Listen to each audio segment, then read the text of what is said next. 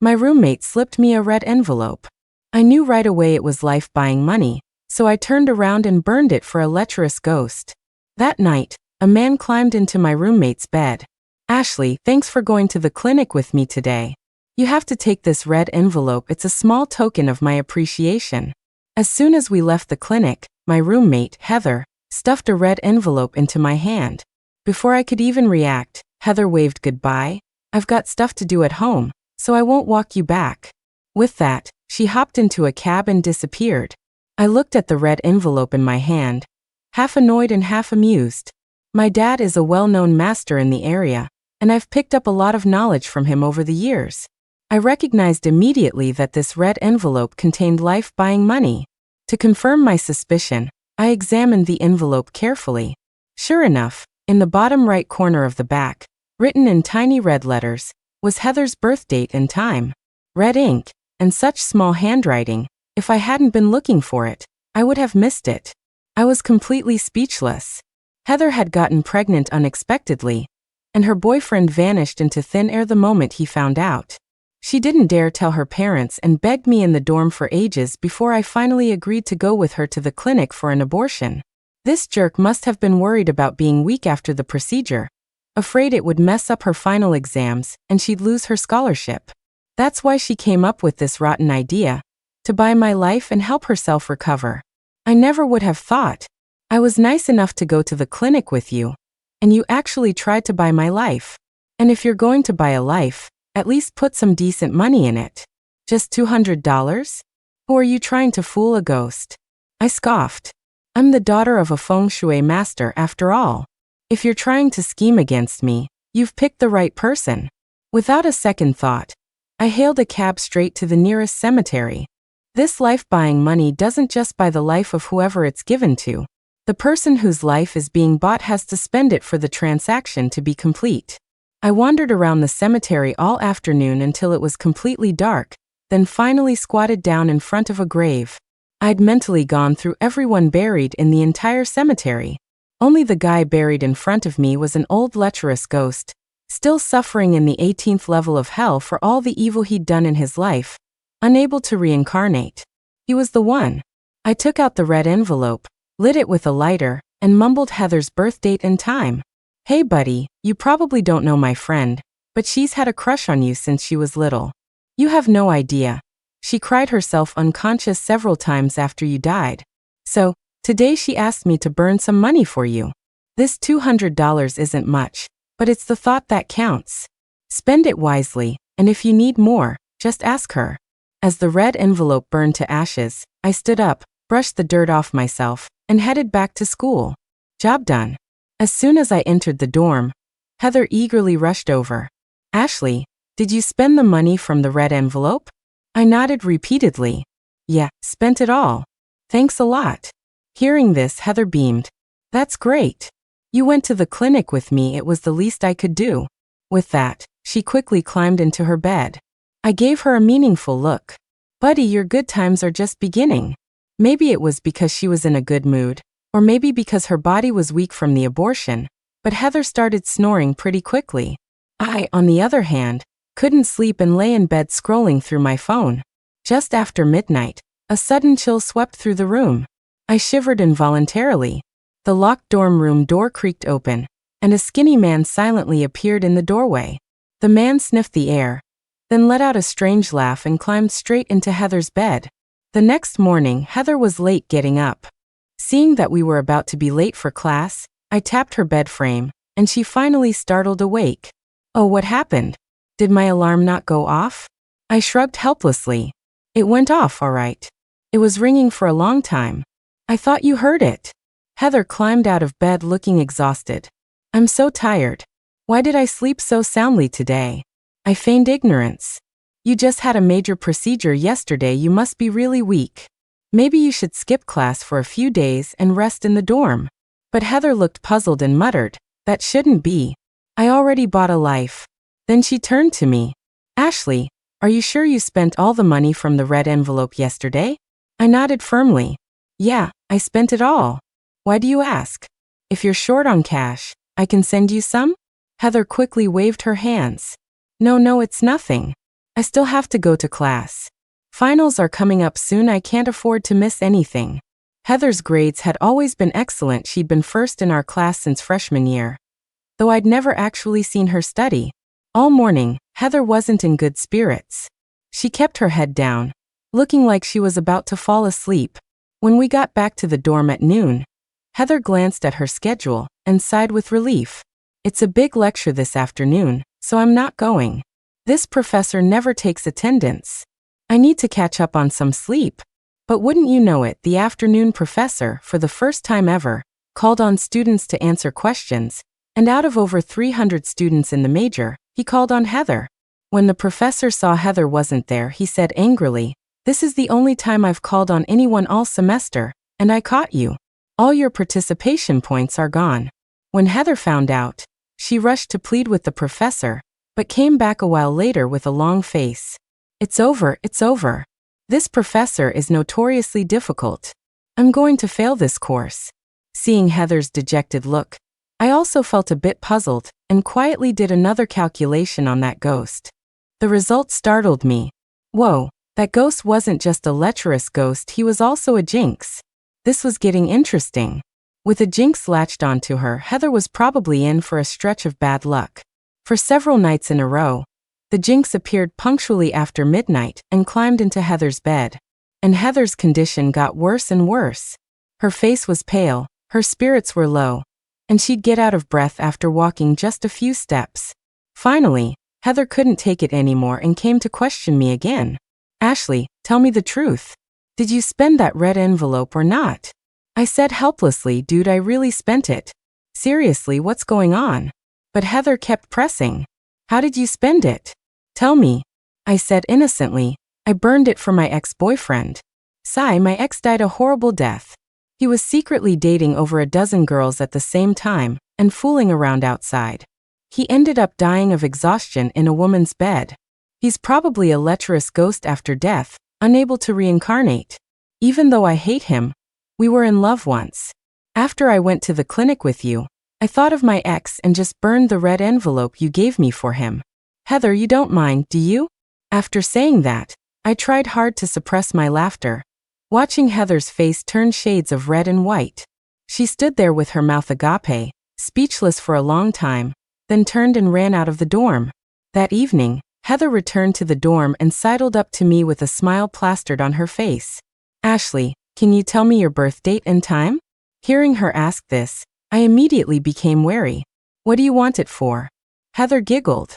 "Nothing, we've lived together for so long, and I still don't know your birthday. I can't even buy you a gift." I raised an eyebrow.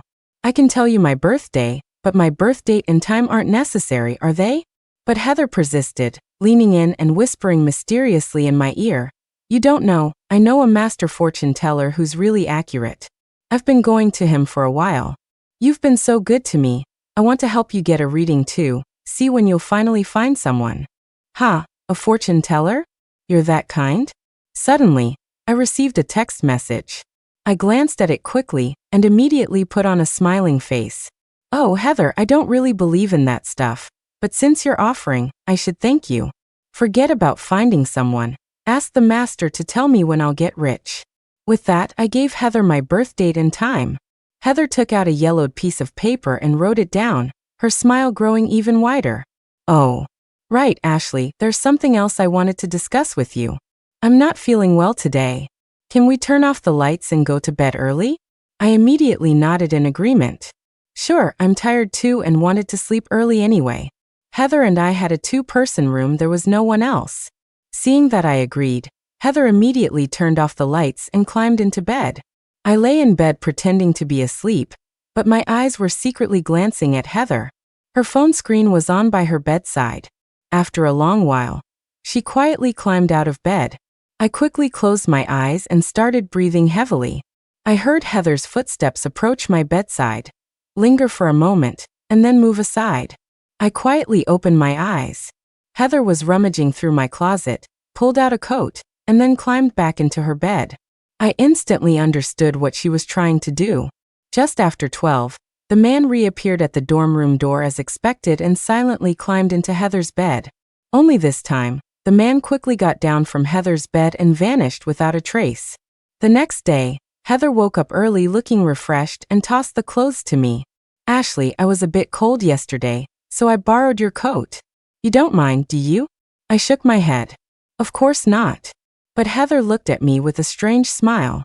"So yesterday, did you dream about your ex-boyfriend?"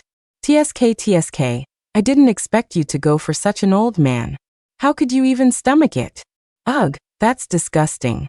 I feigned disbelief. "Old man? What old man? What are you talking about? I don't understand." Heather smirked. "It's okay, you'll understand tonight." With that, she got up and left the dorm. Today was the elective course exam.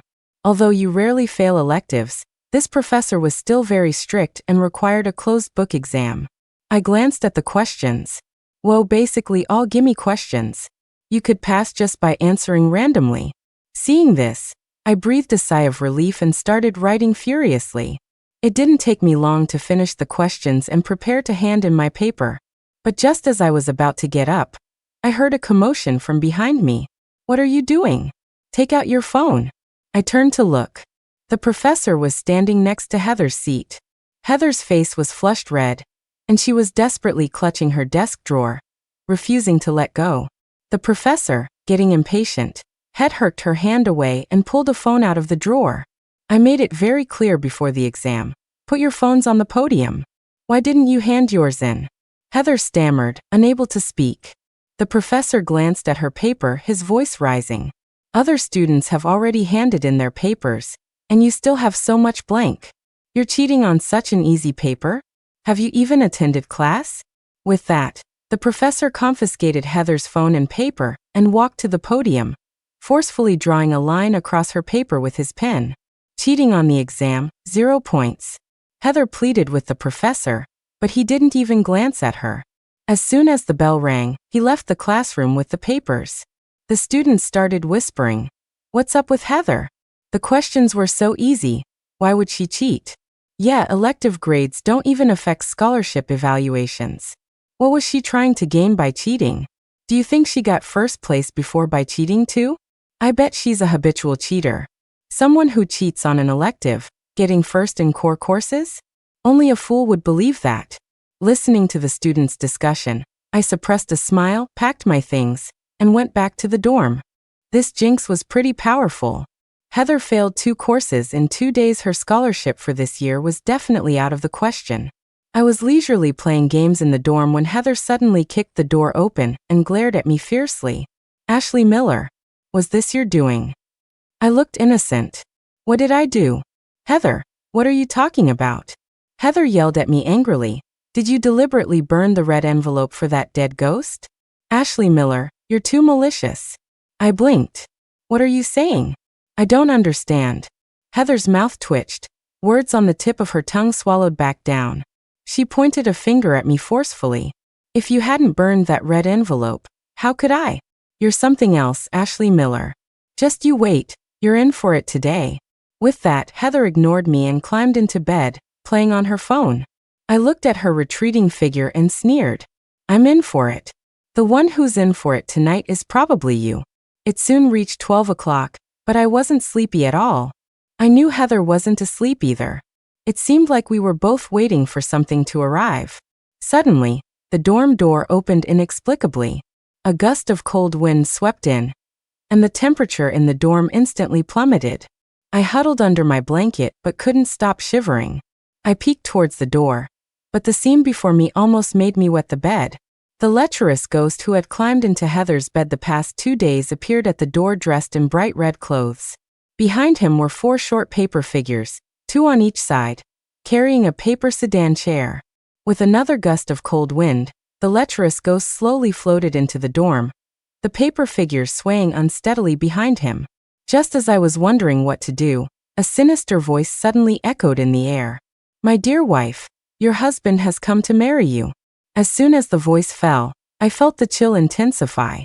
The lecherous ghost was actually walking towards me with the paper figures.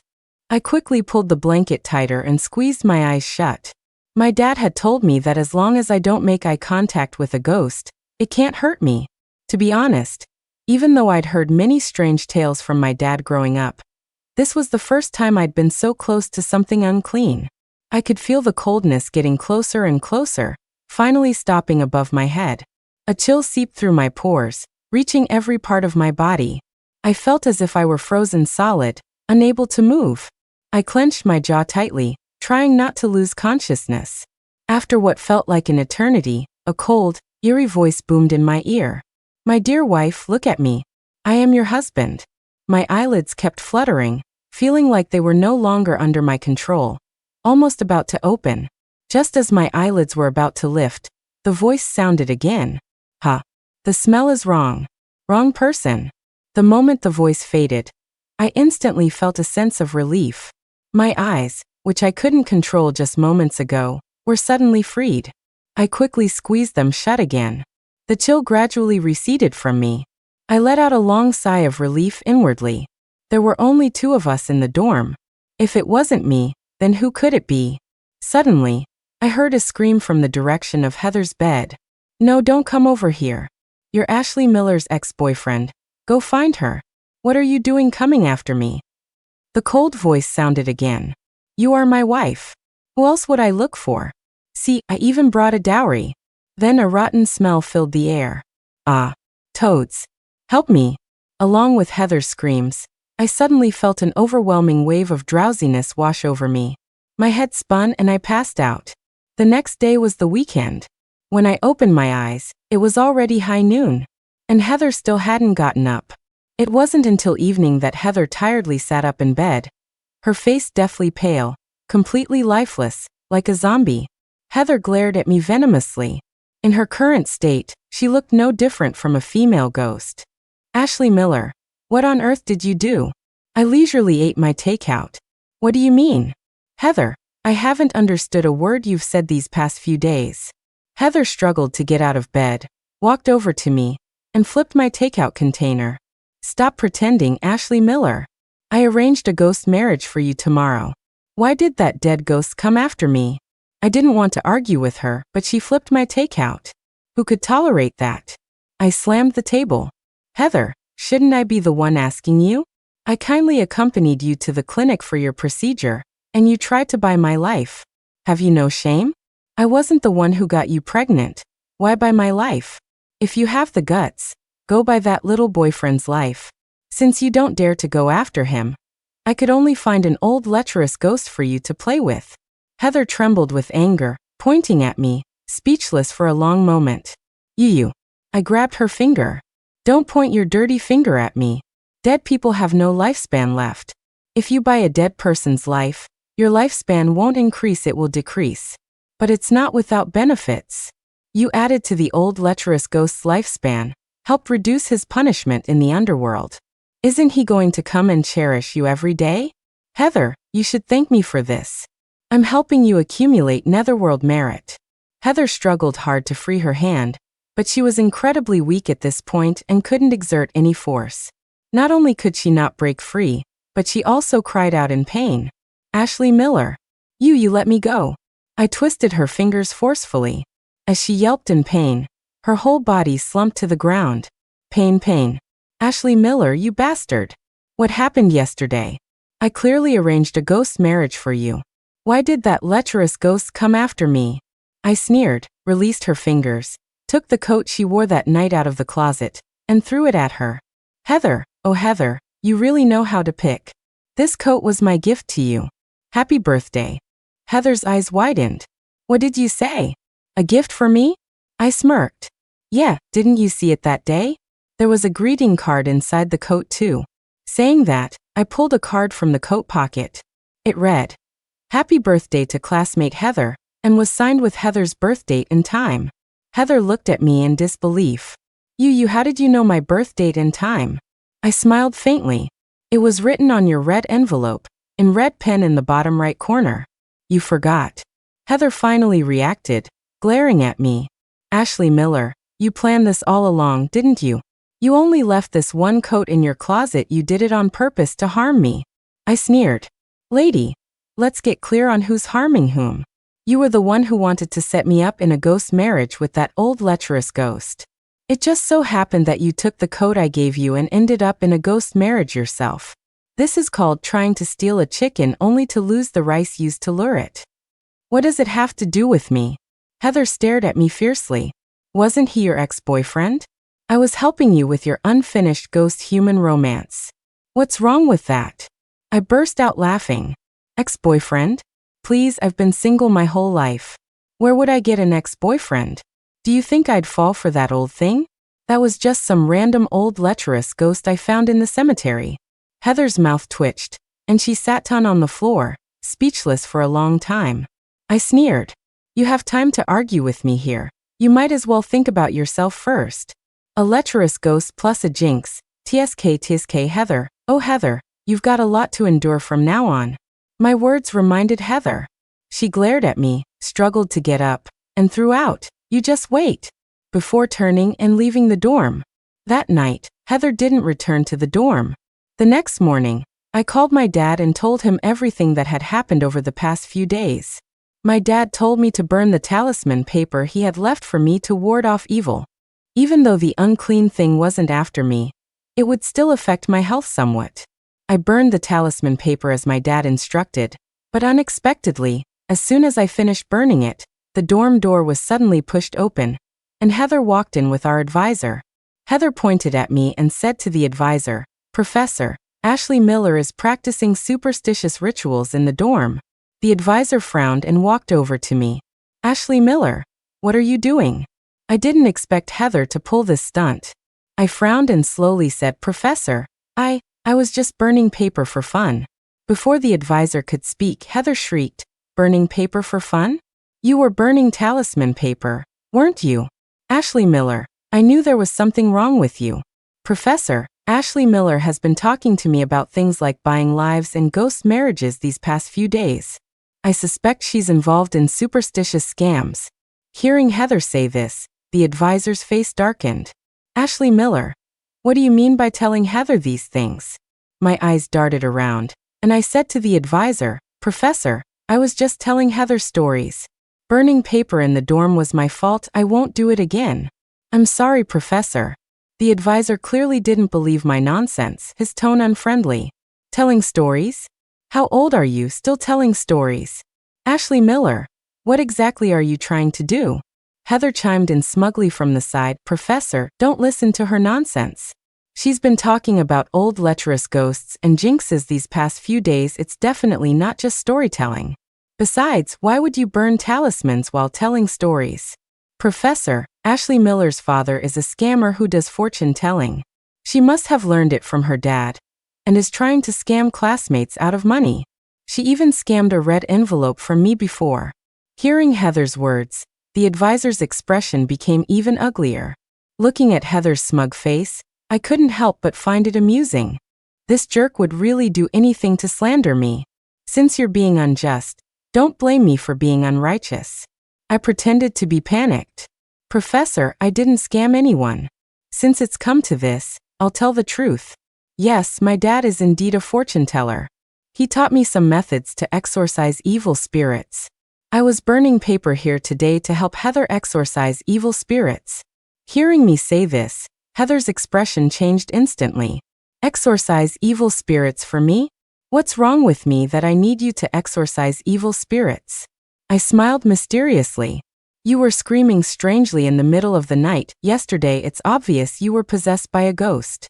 "I'm not lying, Professor. If you don't believe me, ask the students around. It was so loud yesterday they definitely heard it."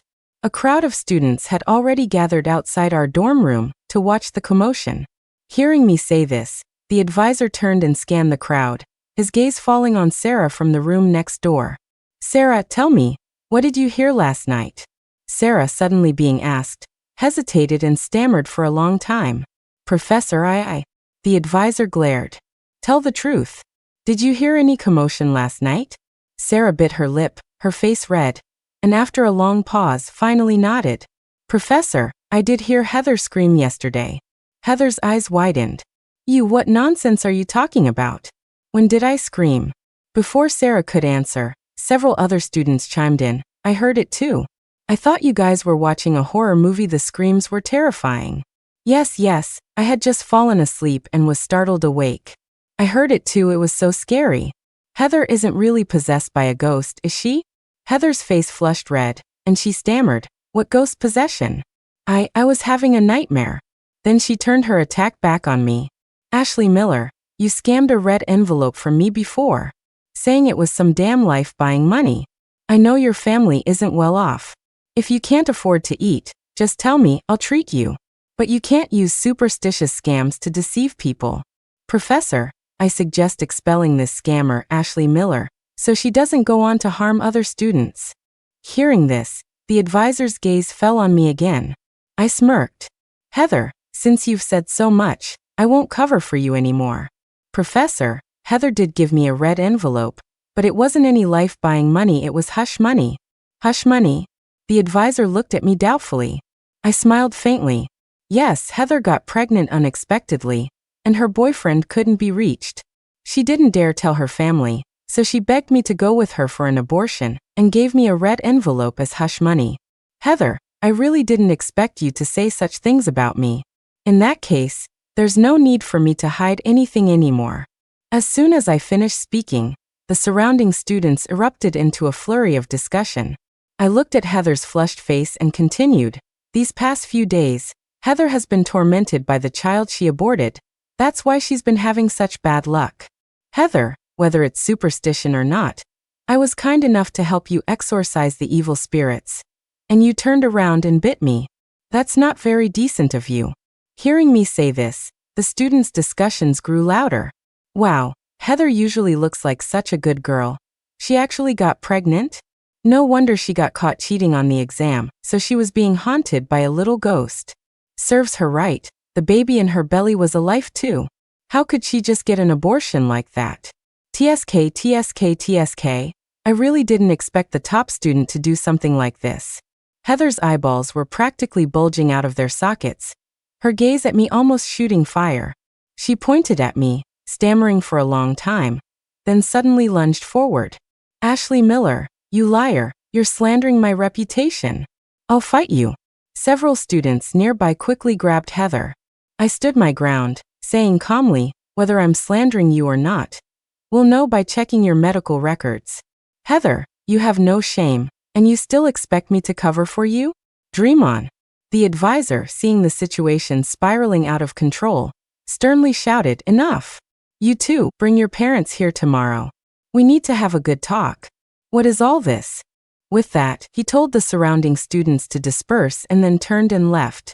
Heather followed behind the advisor, glaring fiercely at me. Ashley Miller, just you wait. Wait, I will. After Heather left, I calmly took out my phone and called my dad. Dad, our teacher wants to see our parents. Can you come to the school tomorrow? The next day, my dad arrived at the school gate early. I led him to the advisor's office. Heather was already waiting in the office. Seeing us enter, Heather looked my dad up and down with a disdainful tone. Ashley Miller, your scammer dad doesn't seem to have scammed much money, huh? Dressed like such a hick. I looked at the old coat my dad was wearing and said to him helplessly, Dad, you could have dressed a little nicer. You make so much money, why make yourself suffer? My dad grinned foolishly at me. Oh, I'm used to wearing these clothes. As long as my daughter isn't suffering, it's fine. Professor, what did Ashley do wrong? Why call her parents all of a sudden? Ashley has never been called to the principal's office in her entire life.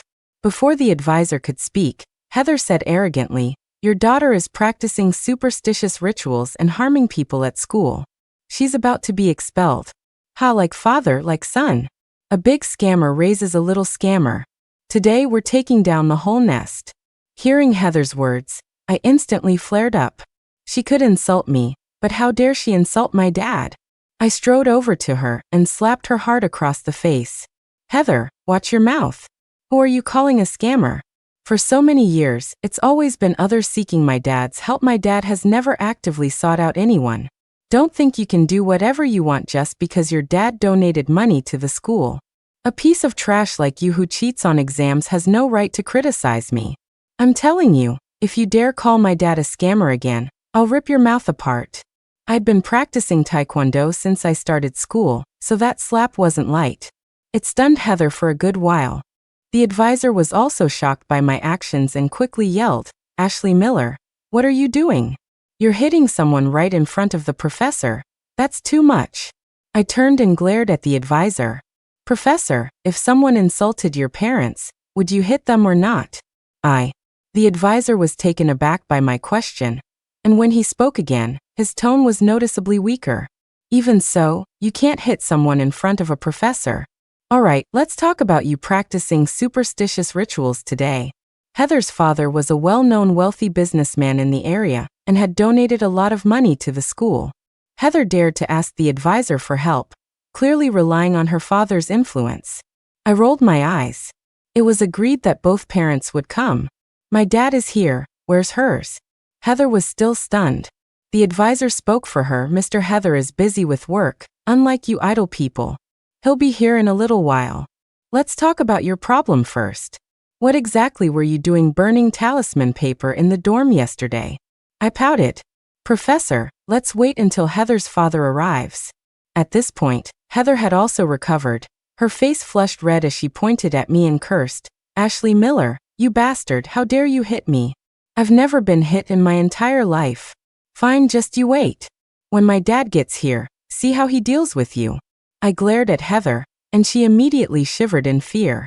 My dad, seeing the tense atmosphere, tried to smooth things over. "Oh, Ashley, what are you doing? How can you bully your classmate?" "Professor, this is my fault. I shouldn't have told Ashley all that nonsense. I was just telling her stories for fun. I didn't expect her to take it seriously." "Professor, just laugh it off. Don't take it to heart. That classmate, are you okay? Ashley bullying you is her fault. I'll definitely teach her a lesson when we get home, and see if she dares to hit you again." My dad's words made Heather even angrier. "She bullied me? The great Miss Heather bullied by this country bumpkin? You really think highly of yourselves. Fine, I'll call the police right now and have them arrest both of you. Ashley Miller, this one slap is enough to send you to jail. If you don't kowtow and apologize to me today, I absolutely will not let you off." Saying that, Heather took out her phone to call the police. Suddenly, a man's voice came from outside. "Heather, what's going on?" After seeing who it was, the advisor quickly scurried over to greet him. "Mr. Heather, you're here? It's nothing serious, just some students fooling around. I could have handled it myself, but Heather insisted you come and give her justice. Sorry to take up your time." Heather immediately rushed towards Mr. Heather, as if she had seen her savior. "Dad, this bitch is practicing superstitious rituals in the dorm, and even dared to hit me, boo-hoo-hoo." Mr. Heather looked at me fiercely, then his gaze fell on my dad. Suddenly, his expression changed drastically, and he looked at my dad in shock. Heather didn't notice her father's change and was still rambling on. "And Ashley Miller's dad, a country bumpkin practicing superstitious scams. I'm going to call the police and have them both arrested." Suddenly, Mr. Heather pushed Heather away forcefully and roared at her, "Call the police? What police are you calling? You might as well call the police to arrest your own father." 10. The sudden turn of events left Heather completely bewildered. The advisor was also dumbfounded. Heather's father, Mr. Heather, quickly walked over to my dad, a broad smile on his face as he extended his hand. "Oh, Master Han, I really didn't expect to run into you here again. My daughter is ignorant and spoke nonsense, offending you. Please don't take it to heart." My dad chuckled and shook Mr. Heather's hand. "Mr. Heather, you're being too formal. So this is your daughter after all this? We're all on the same side. It's not good for things to get so ugly. Let's settle whatever it is privately and not trouble the professor, okay?" Hearing my dad, Mr. Heather nodded repeatedly in agreement, and then said to the advisor, "Professor Chin, today's incident is all Heather's fault. Just pretend nothing happened. We can discuss anything else privately." With that, he patted Heather's shoulder. "Heather, quickly apologize to your Uncle Han." Tears streamed down Heather's face as she looked at her dad in disbelief. Seeing her motionless, Mr. Heather patted her again, more forcefully this time. "Didn't you hear me? Hurry up and apologize to Uncle Han." Heather swallowed hard, gritted her teeth, and said to my dad, "Uncle Han, I'm sorry." My dad still looked at her with a smile. "Oh, Mr. Heather, what are you doing? It's mainly a misunderstanding between the two kids. Why apologize to me? It's not necessary at all. Mr. Heather paused, then gently patted Heather. Ah. Yes, quickly apologize to your classmate. Heather clenched her jaw tightly and, after a long moment, squeezed out from between her teeth, I'm sorry. I rolled my eyes at her. I can't accept your apology. Didn't you say you were going to call the police and arrest me? And that you wouldn't let me off if I didn't kowtow and apologize to you? Mr. Heather froze again, his face darkening as he gritted his teeth and said to Heather, kneel down and apologize to your classmate. Hearing Mr. Heather, my dad quickly stopped him. All right, Mr. Heather, what's all this? We're all family here. Why make it like this? It's just a misunderstanding between children. Once it's cleared up, they'll still be good classmates, right? Mr. Heather glared at Heather. Hurry up and thank Uncle Han. Heather lowered her head and muttered, Thank you, Uncle Han. Hearing this, Mr. Heather finally breathed a sigh of relief and said to my dad, Master Han, I've booked a private room at Wangyun Tower for lunch. Would you do me the honor of joining me? This was our fault from the beginning. Consider it my apology to you and your daughter. 11. Only after having lunch with Mr. Heather did I understand the whole story. It turned out that Mr. Heather's company had recently encountered some unclean things. My dad is a renowned feng shui master in the industry, a guest of honor for many big bosses. Mr. Heather was only able to meet my dad through multiple referrals, and was just about to ask my dad for help with the problems his company was facing. And earlier, when Heather was looking for a way to arrange a posthumous marriage, she found my dad's apprentice. My older brother fellow apprentice happened to know that Heather was my roommate, so he sent me a text message to warn me. That's how I was able to turn the tables and arrange a posthumous marriage for Heather. After Heather was set up with the posthumous marriage, she asked her dad for help, and her dad, in turn, sought my dad's help, which is how it was resolved for her. However, Heather didn't know it was my dad who helped, which is why she was so arrogant and wanted to destroy me. Heather had just had an abortion, had her lifespan borrowed by the old lecherous ghost, and was also set up in a posthumous marriage. Her overall complexion was extremely poor, and she was muddle-headed and listless every day. Final exams were just around the corner. I was studying in the library when I suddenly received a text message. It was from my dad's apprentice. After reading the content of the message, I burst out laughing. I never would have thought this incredible fortune would finally fall into my lap. I quickly called my dad. When I returned to the dorm that night, Heather, for a change, put on a smiling face and brought a cup of bubble tea to me. Ashley Miller, I was wrong about what happened before. I've suffered so much already, please forgive me. I smiled at her. Heather, I'm so happy you can say that. Your dad and my dad are friends, and we're roommates. Why did we have to make things so tense? Saying that, I took the initiative to take her bubble tea and took a sip. Why is this bubble tea a bit bitter? A flicker of unnaturalness crossed Heather's face. Oh, you said you were trying to lose weight before, so I ordered it with half sugar. I smiled and nodded, then said to her, Hey Heather, why don't you go ask my dad for a fortune reading? I see you've been having a lot of bad luck lately. Is it because your fate isn't good? Let my dad find a way to change your fate. Your dad and my dad are so close he won't charge you. Heather's gaze flickered away from mine. Ah well, forget it. I'll try to figure something out myself. Ashley, finish your bubble tea quickly. I waited in line for a long time to buy this. Okay. I chugged the bubble tea in front of Heather.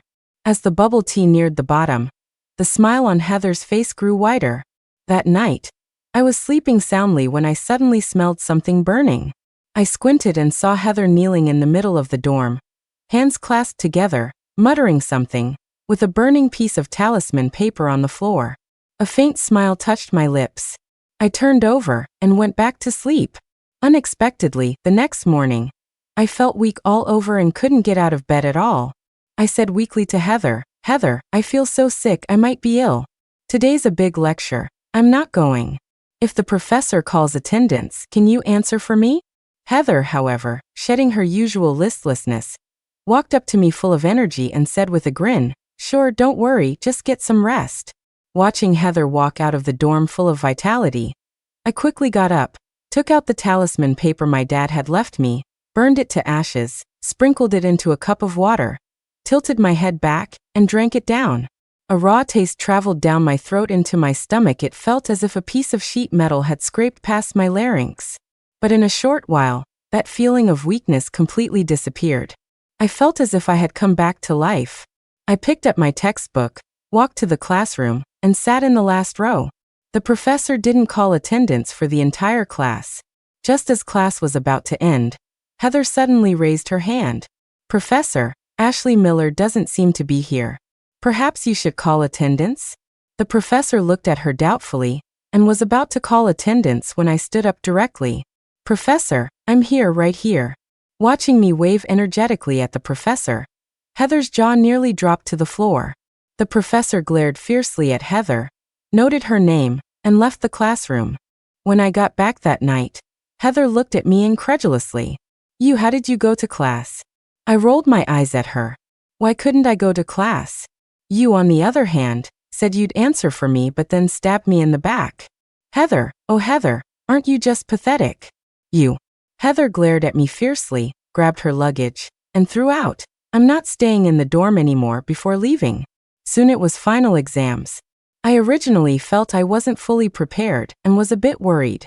But unexpectedly, the exam content was all stuff I had reviewed. I was instantly overjoyed and wrote furiously, finishing all the questions. I peeked at Heather. Her face was flushed, she was sweating profusely, and she was looking around helplessly. The 2 days of exams ended quickly. I was full of confidence. It looked like I might even get first place this time, maybe even win a scholarship. The results came out soon. As expected, I surprisingly got first place in the year, while Heather failed 2 more subjects. However, the bad news didn't stop there. While I was in the dorm packing my things to go home, Heather suddenly burst in, crying with her phone in her hand. "Dad, how could this happen? Didn't Master Han already solve it for you? How could?" The phone slipped from Heather's hand and fell to the floor. She also slumped to the ground. I whistled, ignoring Heather on the floor, and answered my dad's call. "Hey Dad, what? The company you invested in went public? Congratulations, CEO Han. Doesn't that make me a rich kid? See Dad, you just needed a little push. When I get home, I want to drive a sports car. Ha ha ha." Before I could hang up, Heather suddenly pounced on me and knocked me to the ground. "Ashley Miller. Why? Why did my dad go bankrupt while your dad became a big boss? Why?" I looked at Heather's Jungning face, sneered contemptuously, and with a flick of my wrist, threw her off me. "Why? You should ask yourself that. Don't you know what you did to me that day?" Heather's eyes widened as she looked at me. What did I do?" I sneered. "You swapped fates with me, remember?" Heather looked at me incredulously. "How would you know?" Looking at her clueless face, I found it almost funny. "My dad is a feng shui master. The bubble tea you gave me, I knew after one sip it had talisman ashes in it. TSK. Heather, you're capable of something as malicious as swapping fates. You're really something else." Heather's mouth twitched and she roared at me. "Yes, I did swap fates with you, so what? Why have I been so unlucky lately? Why was I haunted by a lecherous ghost? Why did I get caught cheating? Ashley Miller, no matter how capable your dad is, he's still just a country bumpkin. The unlucky one should be you, not me. I just can't stand your hypocritical act. I wanted to transfer all this bad luck to you, so what?" I burst out laughing. "Sister, thank you so much. Your bad luck was just because you were haunted by that jinx. Didn't you really know? You have the luck of a once-in-a-century koi fish. Why do you think your dad succeeded in business so easily? Why do you think you got first place in your final exams so effortlessly? Why do you think you got scholarships every year? Because you're a koi fish. But I really didn't expect you to actually swap your koi fish luck with me, ha ha. Little girl, it seems the waters of this koi fish luck are too deep for you to handle." Heather was completely dumbfounded. How is this possible? How is this possible?" I sneered. "Heather, although you have koi fish luck, your heart isn't right. Even with koi fish luck, you can't handle this fate, and sooner or later, you'll suffer a backlash. Swapping fates with me was perhaps the only right thing you did." With that, I burst out laughing and threw the luggage from my bed directly into the trash can. "My dad's a rich kid now, so I should be a bit more extravagant, right? Time for a new set. Thinking, I turned my head and looked at Heather, who was still dazed on the floor. Hey, I have something to ask you. How do you be a good rich kid? I just became one, so I don't have much experience. I still need to learn from you, the former rich kid. By the way, I can also teach you some ways to save money. Hey Heather? Don't sleep, say something? Hey. The end.